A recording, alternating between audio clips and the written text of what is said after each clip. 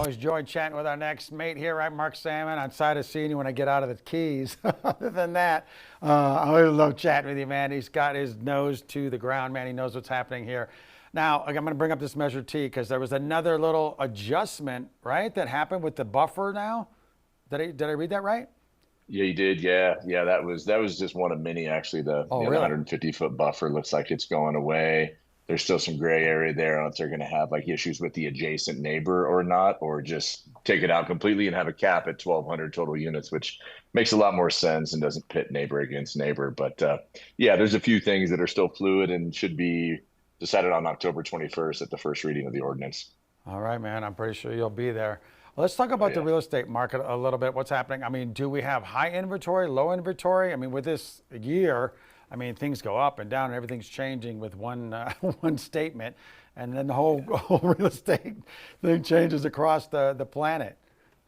Yeah, man, it's kind of weird. It's funny watching this fight between Trump and Jerome Powell, and Trump's like, "Who hired this guy?" It's like, "You hired this guy," and it's a crack up, man. But it's like the whole year we've been waiting on what's going to happen with the Fed rate, and the Fed Right. rate dropped, and so lenders obviously they knew this was coming, so they dropped interest rates a little bit. But it's funny because the interest rate really spends or ties into the 10-year Treasury, which is something I watch more closely and people should too, because the 10-year treasury competes with the same investors as mortgage-backed securities. And so if that doesn't move, and because that's talking about the economy and potential for inflation and all these other things, then interest rates aren't going to either. But interest rates did come down. They slipped in to the fives in some cases. It depends on what type of product you're going after. But then we got an instant spur in our market, and inventory started to slip a little bit because people are pulling off, for wrapping up the summer here. So yeah, it's become more of a neutral market for sure.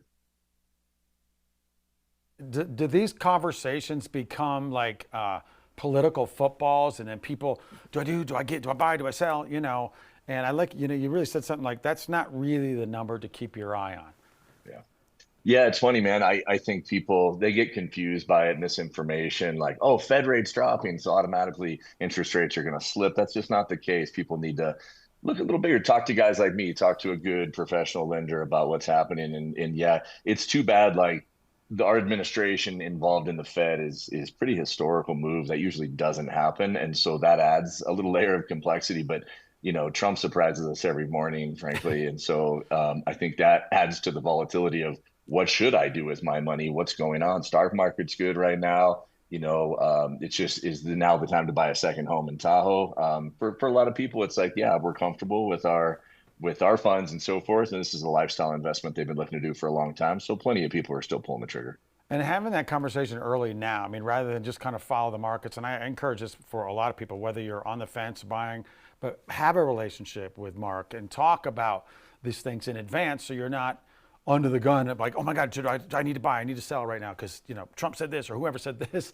But to build that relationship now, and I know you have quite an inventory, man, and I this gun barrel lodges I'm obsessed with, just by the way. I wish I'd have been there. I was like, oh, man. But with regard to some of the properties and opportunities that you have to offer, do you run the gamut from luxury right on down the line?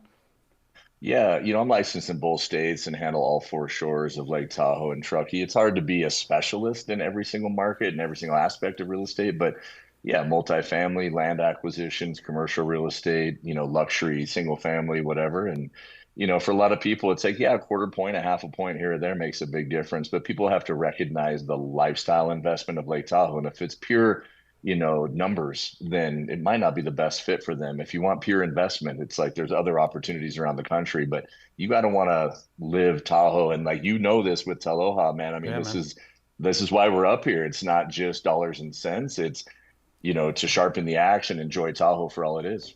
Hey, man, it's a lifestyle, man. I 100% agree. Always great chatting with you, Mark. Hope I will see you again outside of the offices here, man. But have a great rest of your evening, and we'll chat with you soon, my friend. Yeah, appreciate you, brother, as always. Likewise. Aloha, brother.